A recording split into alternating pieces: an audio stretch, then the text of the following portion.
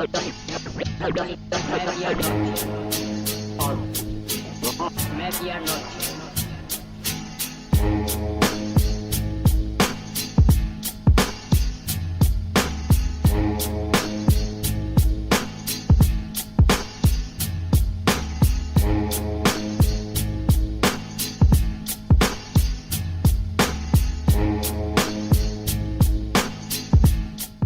Bonjour ou bonsoir à tous, en fonction du pays et de l'heure auquel vous nous écoutez. Bienvenue pour ce nouvel épisode de Bola Latina, le podcast 100% football latino de la rédaction de Lucarne Opposé. Comme d'habitude, avant de nous lancer, je vous encourage à nous suivre sur les différents réseaux sociaux et à venir surtout y interagir avec nous. Je vous encourage également à consulter notre site lucarne-opposé.fr pour y lire les dernières actualités de la planète Hello, mais aussi pour vous cultiver entre deux matchs. N'hésitez pas non plus à vous abonner à nos différentes chaînes, aux différentes plateformes sur lesquelles vous écoutez ce podcast, et notamment notre chaîne YouTube, et à venir y laisser pouce bleu, commentaires, enfin tout ce qui va bien. Je vous rappelle enfin la sortie du 12e numéro du Lucarne Opposé Magazine, dans lequel on s'intéresse notamment à l'histoire et à l'impact et à l'avenir aussi du football universitaire dans les différents pays de la planète Hello, et aussi dans lequel on se replonge par exemple dans l'année 2002. Bref, une centaine de pages de culture foot sauce Lucarne Opposé qui sont évidemment à déguster sans aucune modération. Tous les liens pour vous procurer le mag, pour nous soutenir, pour nous rejoindre sur les différents réseaux sociaux sont dans la description. Place donc au 4e épisode de la 4e saison, ça fait déjà 2-4, de Bola Latina, un épisode qui va nous conduire au nord de la zone, enfin au nord-ouest, que je ne me trompe pas, de la zone, quasiment aux portes de l'Amérique centrale. Vous l'avez deviné, nous allons aller en Colombie, et pour cela, on va donc accueillir notre cafetero préféré, celui qui déprime en ce moment, et on va voir pourquoi il déprime. Pierre Gerbeau, salut Pierre, comment vas-tu ? Ouais, salut Nico, salut à tous. Bah écoute, ça va bien, je me suis mis au tennis depuis hier, donc ça va. On va le voir, hein, ça va peut-être être une piste à envisager quand on suit le sport en Colombie. On va pas parler de la sélection aujourd'hui parce qu'à l'heure où on enregistre, on reste sur un désastre absolu face à l'Équateur. Non, avec toi, on va s'intéresser à notre souci, parce qu'il n'y en a pas qu'un souci actuellement en Colombie. On va s'intéresser et surtout, je pense, s'inquiéter de ce qu'il se passe aujourd'hui au niveau des clubs colombiens dans les compétitions continentales, en essayant surtout, c'est aussi à cela que servent nos podcasts, en essayant donc de comprendre le pourquoi de la chose, du pourquoi on en est arrivé là. On va donc commencer par les faits. Le bilan, en 2020, il est terrible. Cette saison en Libertadores, on a eu Junior qui sauve sa 3e place dans son groupe, mais qui n'a jamais véritablement espéré rien d'autre que de viser la 3e place. L'América aussi pouvait viser la 3e place, mais s'est écroulé sur la fin, 3 points notamment sur la phase retour. Et enfin, Independiente Medellín n'a pas gagné un seul match chez lui, quand on connaît l'importance de remporter ses rencontres à domicile, et normalement à quel point c'est plus facile qu'en déplacement, bref, mais a quand même essayé de sauver ce qui lui restait d'honneur en se déplaçant, en gagnant à l'extérieur. Bref, on ajoute à cela le fait que Tolima s'est fait sortir des barrages de la Libertadores avant de sauter en Sudamericana face à la Calera, une Sudamericana dans laquelle il ne reste donc maintenant que 2 rescapés, Junior, vainqueur pénible de Plaza Colonia, et le Deportivo Cali qui lui a triché puisqu'il a sorti un compatriote. Bref, on le voit, c'est un bilan 2020 assez terrible, mais au final, Pierre, qui n'est pas si ponctuel que ça, on va même dire que c'est plutôt le reflet d'une tendance depuis quelques années pour la Colombie. Ouais, c'est ça en fait, c'est pas le problème, c'est pas juste cette année-là. Et encore, t'as cité Junior. Là cette année, ils ont quand même la Sudamericana. Hein.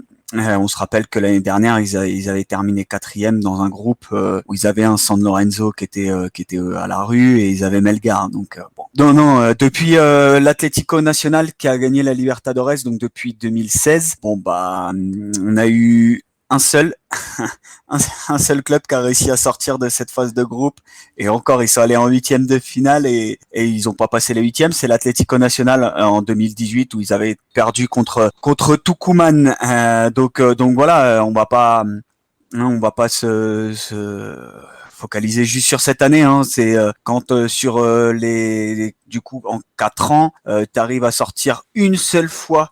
Enfin, t'arrives à sortir un seul club en phase à passer la phase de groupe. Quand t'arrives à faire ça, c'est que le mal est profond. Donc non, c'est clairement pas une année, un accident. C'est clairement une tendance. C'est une vraie tendance. On rappelle, tu le dis, un seul qui est allé en 8e de finale, l'Atlético Nacional. Un seul sur 17 qui se sont présentés sur la ligne de départ d'une Libertadores. C'est monstrueux. Il y en a sur les 17, il y en a 11 qui font phase de groupe et il y en a 5 qui n'atteignent même pas la phase de groupe au moment où ils se présentent sur la Libertadores. Donc on le voit, c'est une vraie tendance. Et justement, la question, parce que nous, on le voit, maintenant, ce bilan, il est, il est clair. Est-ce qu'au pays, on en a conscience de ce bilan ?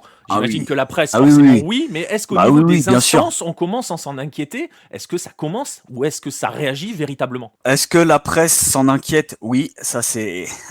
ça évidemment, il suffisait de voir les émissions vraiment au soir des matchs de l'América, par exemple, le dernier, quand ils vont à Grêmio, qui peuvent accrocher la Sudamericana et qui se prennent un péno à la 99e ou 98e minute. Ou Junior, quand tu penses qu'ils mettent 4-1, ils enchaînent victoire à Barcelona, ils mettent 4-1 à Barranquilla contre Independiente del Valle. On se dit, bon, bah, est-ce que là, ils peuvent, etc. Et ils reçoivent Barcelona, ils perdent 2-0. Donc, il suffisait de voir les émissions ces soirs-là et la presse, oui, la presse, les journalistes s'en inquiètent. Les instances, comment dire, non, les instances, c'est compliqué. On va le voir. Ouais, c'est quand même l'organisation du foot en Colombie fait tout pour mettre des bâtons dans les roues dans les clubs. On va pas mentir, l'organisation, la structure du championnat a pas de sens. C'est complètement ahurissant, on marche sur la tête, donc c'est donc en fait, compliqué. Il n'y a pas véritablement de constat qui est dressé par les instances, par la fédération, par la Dimayor, par la Ligue, enfin tu sais, la Ligue, la Dimayor d'ailleurs. Donc voilà, on va y revenir dans un instant sur justement le championnat, l'organisation générale du football en Colombie. Mais voilà, et parce que ça va faire partie de ces pistes-là, comme je le disais, on va essayer de comprendre les raisons qui peuvent expliquer une telle chute, parce qu'on rappelle quand même que 2016, si on a pris 2016, c'est parce que l'Atlético Nacional remporte la Libertadores en 2016. Donc voilà, on n'est pas parti de rien, on n'est pas parti d'une page blanche. Donc on va essayer de comprendre. Tu peux ajouter Santa Fe qui gagne la Sudamericana en 2015. Exactement, c'est vrai, tu as raison. Et bon, on a quand même Junior qui fait une finale de Sudamericana aussi. Mais bon, bref, voilà, c'est quelques exemples épisodiques. On va donc essayer de comprendre les raisons qui peuvent expliquer une telle chute. Et on va le premier, j'ai envie de dire, on va le résumer en un mot. Un mot qui, voilà, on entend souvent, il est un peu galvaudé et tout, c'est projet. Pourquoi projet ? Parce que s'il y a un phénomène qui touche les clubs et qui forcément les fragilise en Colombie, c'est bien celui de la valse des entraîneurs. Il semble, Pierre, qu'il n'y ait pas véritablement de projet à moyen terme. Je ne vais même pas parler à long terme, à moyen terme. Non, à moyen terme, par les clubs en clairement. Clairement. Pour reprendre, on va être dans la continuité du dernier bola de l'excellent Marcelin, qui disait qu'au Brésil, il comptait des fois les jours sans changement de coach. En Colombie, on fait pas ça, on pourrait. Mais non, il suffit de voir. On a pris 2016, donc l'Atlético Nacional. Donc l'Atlético Nacional, Reinaldo Rueda reste jusque un an après la Libertadores. Donc il est jusqu'à la mi-saison en juin 2017. Depuis, on a eu Juan Manuel Lillo, qui est aujourd'hui l'adjoint de Guardiola à City. Il a fait 6 mois. Il est venu, il a fait 6 mois, il a sauté. Almiron vient derrière, qui est quand même il venait avec son expérience de finale de Libertadores avec Lanús. Ouais. Voilà, boum, il saute, il fait même pas un an. Derrière, ils prennent un Brésilien qui est Autuori. je suis pas portugais, donc les prononciations je maîtrise moyen. Mais ils prennent, boum, il fait pas un an non plus. Là, l'année dernière, ils font revenir Osorio. Avait déjà fait un premier passage qui avait été plutôt bon avec la finale de la Sudamericana contre le River, et surtout t'avais une continuité en fait entre Osorio et Rueda, et là Osorio a sauté déjà, et donc c'est compliqué. Junior, t'as cité Junior, bon, comment dire, quand t'as un entraîneur qui fait 9 passages dans un club, c'est quand même compliqué, surtout quand en plus quand Comesaña donc a fait 9 passages, il est pas là, ils prennent Alexis Mendoza qui a fait 4 passages. Et quand c'est pas là, ils essayent de bricoler avec des entraîneurs qui font même pas 6 mois, c'est compliqué. Là, Junior, depuis, Comesaña a dit qu'il reviendrait plus au club. Et ça, c'est la bonne nouvelle. Il a dit que c'était terminé.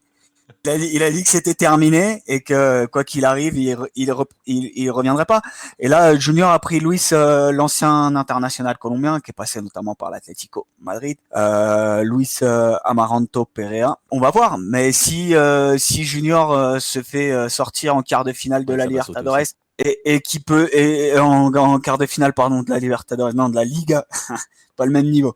La Liga Betplay, il peut sauter. Medellín, pareil, ils ont eu 7 coachs. Ils ont pris ils ont commencé cette année avec Bobadilla. Il a sauté. Ils ont pris l'ex-sélectionneur colombien Julián Álvarez. Il a déjà démissionné. Enfin, ça a pas de sens. Les entraîneurs en Colombie, ça a pas de sens. On est dans le court terme. Et l'exception, on l'a cité. Et l'exception, c'est Santa Fe. Santa Fe a été très très mal. Ils ont enchaîné les coachs. Et là, depuis cette année, ils ont pris un entraîneur et c'est beaucoup plus solide. Un entraîneur qui avait fait du bon boulot partout où il était passé, notamment à l'Union Magdalena. C'est Harold Rivera. Et là, on voit, comme par hasard, il laisse du temps, il le laisse bosser Harold Rivera et boum, Santa Fe termine premier de la phase régulière. Millonarios, alors même si eux, ils ont un peu moins d'instabilité, ils arrivent à garder les entraîneurs à peu près d'1 an. C'était compliqué, donc il y a eu Rousseau qui a bien travaillé, et l'actuel entraîneur de Boca. Ils ont eu plus ou moins une continuité, et là, ils font venir Gamero cette année, et alors Millonarios n'a pas passé la phase. Ils sont pas dans les quarts de finalistes de la Liga Betplay, la ligue colombienne. Mais quand ça allait mal, il est arrivé, il est en cours d'année cette année, et il est là, il tâtonnait un peu, et il avait surtout pas non plus de grands joueurs à sa disposition, contrairement aux entraîneurs brésiliens, et donc on commençait déjà à vouloir le faire sauter, et finalement, et c'est la meilleure chose qui ait pu passer au club. Finalement, il est resté et il va rester a priori, sauf s'il y a un changement radical. Donc, je serais pas surpris de voir Millonarios fonctionner l'année prochaine. Voilà, il y a pas de, il y a pas de secret. Non, c'est clair. Il y a pas de secret. Il faut de la continuité, il faut des projets à plus long terme. Tu l'as dit, quand on vire des coachs au bout de 6 mois, on peut pas avancer. En fait, on avance de tournoi en tournoi, mais pas plus. On peut pas aller voir plus loin. Surtout en plus quand on voit, par exemple, cette année est particulière avec une Libertadores qui s'étend sur toute l'année, qui est particulière. Mais bon, bref. Et tu le disais, donc il y a cette instabilité, pardon. Donc concrètement, pour résumer en une phrase claire, il n'y a pas de projet, comme dirait l'autre. Voilà, il n'y a pas de projet, nulle part. On a une grande instabilité, mais cette instabilité, tu l'as évoqué un petit peu tout à l'heure, mais là on va entrer dans le détail, elle n'est franchement pas que au niveau du club, parce que les instances n'aident pas vraiment quand on commence à se pencher sur l'organisation du football professionnel en Colombie. Ah non, ça c'est le moins qu'on puisse dire. Alors, faites une pause, prenez un Doliprane et je vais vous expliquer comment fonctionne le championnat. Alors, donc on a 20 clubs en Colombie, évidemment, et donc il y a une phase qui s'appelle Todos contra Todos, 20 clubs, 20 journées. Et oui, parce que non pas 19, ils ont rajouté une fecha clásicos. Donc Santa Fe Millonarios, les 2 clubs de Medellín, les 2 clubs de Cali, etc. Donc tu as déjà 20 journées. Après, cette année, donc t'as quart de finale, aller-retour, demi-finale, aller-retour, finale, aller-retour. Ça veut dire que l'équipe qui va au bout, donc l'équipe qui sera championne cette année et le finaliste auront fait 26 matchs.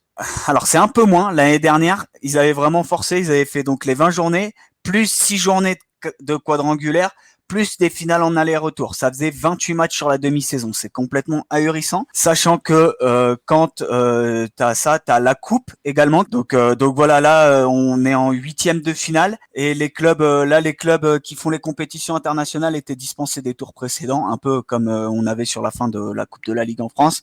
Voilà, les clubs qui étaient en compétition continentale sont entrés un peu plus tard, mais Ouais, donc on le voit, parce que tu l'as bien précisé, c'est sur des demi-saisons les chiffres que tu es en train de donner. C'est sur des demi-saisons. Parce que voilà, il faut bien préciser, on arrive sur des fins d'année avec des équipes qui parfois, on se souvient de l'Atlético Nacional en 2016, on parlait de l'époque dorée, si j'ai bonne mémoire, quand ils arrivent à la Coupe du Monde des clubs, ils en sont à 85. C'est ça, c'est le premier match de Coupe 85 du Monde des clubs, ça doit être 85 matchs officiels. Ouais, c'est ça.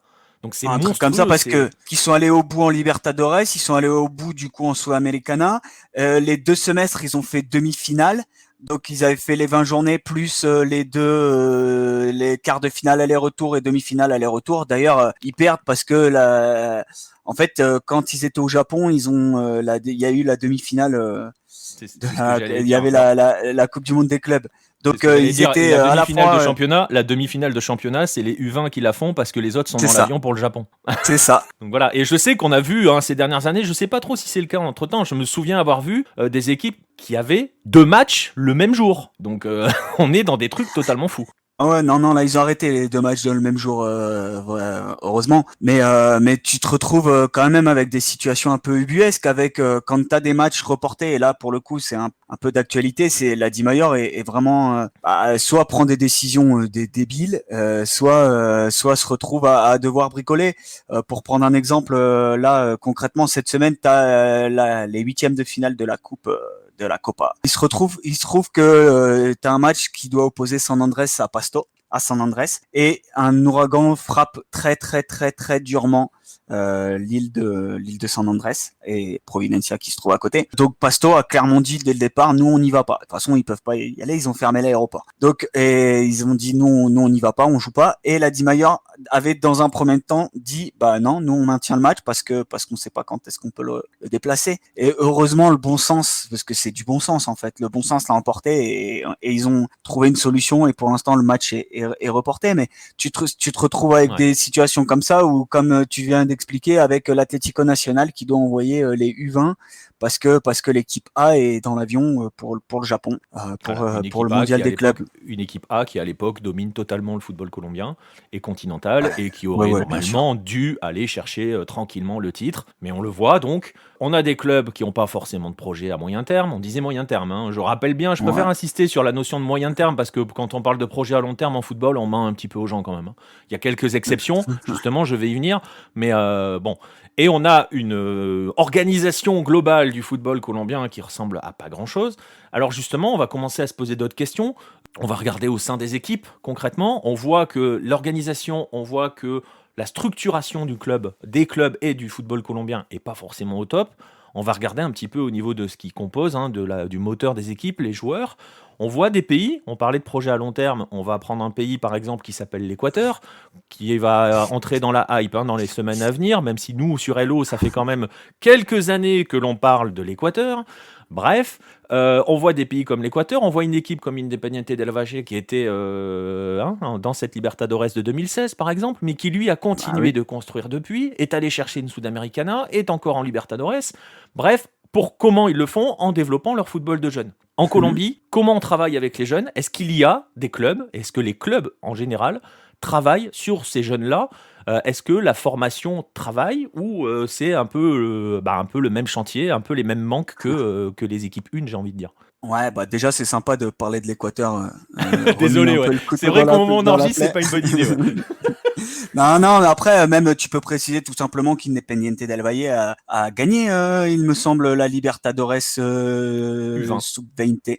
Exactement, c'est exact. Finale 2018 et victoire en 2020. Voilà. Donc, bah, non, mais il y a pas de secret, hein. Voilà. Alors, la formation des jeunes en Colombie, les clubs le font parce qu'ils ont pas le choix, tout simplement, encore plus en cette période de pandémie.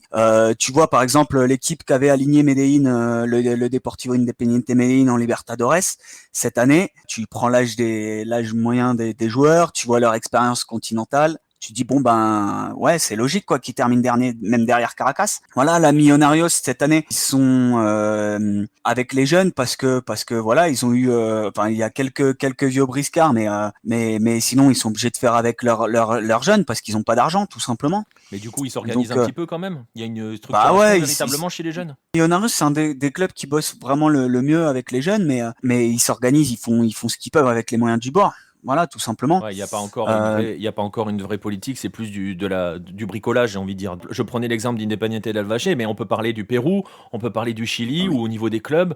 Tu vois, par exemple, l'organisation du championnat qui impose des minutes aux jeunes en championnat en première division. Il y a toute une politique générale, tu vois ce que je veux dire, de promouvoir les jeunes, parce que tout le monde, de toute façon, la Colombie, elle est comme le reste, hein, mais même l'Argentine et même le Brésil, avec tous les moyens qu'il a, la meilleure ressource en termes de finances pour un club, ça reste les joueurs, hein. Ah, bien sûr, bien sûr. Et après, en Colombie, sur le règlement par rapport à l'Équateur, par exemple, ou même, on va prendre un exemple pas sud-américain et un des pays asiatiques les plus voilà les plus importants, qu'est la Corée du Sud, où tu es obligé d'avoir dans ton 11 de départ un U22. En Colombie, nous ça n'existe pas ici. Le seul point de règlement, c'est que tu as le droit à 3 étrangers maximum dans ton 11 de départ, et tu as le droit à 4 en totalité dans ton effectif. Donc voilà, mais t'as pas de limite, t'as pas d'obligation sur l'âge en fait. Et ensuite, t'es obligé un peu de faire ça parce que la Colombie, c'est un des pays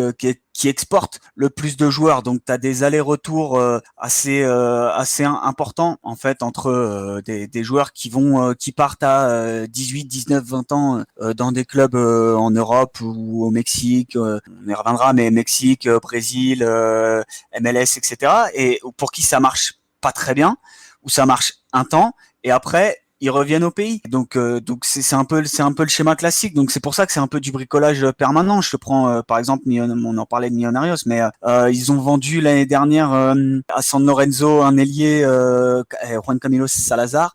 J'ai un doute sur son prénom, mais il me semble que c'est bien ça. Et voilà, San Lorenzo le prend, finalement n'a pas de thune pour le payer, le renvoie. Et t'es dans le bricolage permanent parce que c'est des trucs.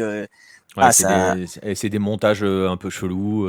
Tu me fais la transition idéale, hein. Tu parles des joueurs et de l'exode, etc. Justement, c'est un autre problème qui explique aussi cette chute des clubs colombiens. C'est que l'on s'aperçoit que les joueurs partent vite.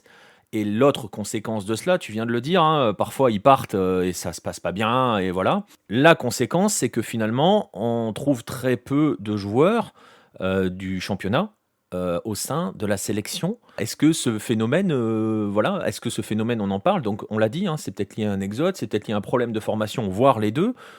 C'est un vrai souci quand même d'avoir aussi peu de joueurs évoluant au pays dans la sélection. Bah clairement, voilà. Si tu prends les listes Coupe du Monde 2018, derrière Ospina, t'as les 2 gardiens, et il me semble que t'as un autre joueur. Tu dois avoir 3 joueurs par pays dans la Coupe du Monde 2018. Même chose pour la Copa América. Et ça, c'est dans la liste définitive. Dans les listes, dans les prélistes, aujourd'hui t'avais des joueurs dans le radar en disant tiens, est-ce qu'il peut postuler à une place en sélection? Aujourd'hui, t'en as parlé, mais pareil, à mon avis, il va pas cet hiver ou au maximum l'été prochain en Europe. Au revoir. Les deux, d'ailleurs, c'est Duvan Vergara qui joue à l'América, et Jamilton Campas qui est en train d'exploser à 20 ans et qui est au Deportes Tolima. Mais à mon avis, ça va partir pour le coup, sont bankable, hein, donc. Ah oui, ils sont bankable, ouais.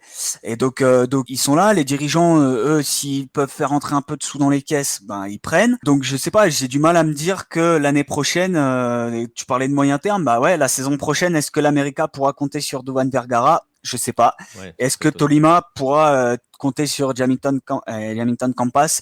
Bah on sait pas. Voilà. Donc, et voilà, et on Donc, le voit, et finalement, ça part vite, ça part parfois trop vite, mais ça, ouais, c'est un problème qui se pose à tous les pays, hein. Ça ça c'est n'arrive sûr. pas en sélection, ça ne s'installe pas dans le pays, ça manque d'expérience, et conséquence, les clubs s'effondrent. On voit donc que c'est une accumulation de problèmes qui touche le football colombien, le football de club, hein. On parle pas de la sélection, hein. La Oui. sélection, je pense qu'on pourra en parler un de ces quatre, mais pas là. Pour revenir sur les clubs, il y a quand même plusieurs problèmes qui s'accumulent. Franchement, on a quand même l'impression que et c'est pour ça que je parlais de déprime au tout départ de ce podcast, qu'il n'y a pas d'issue.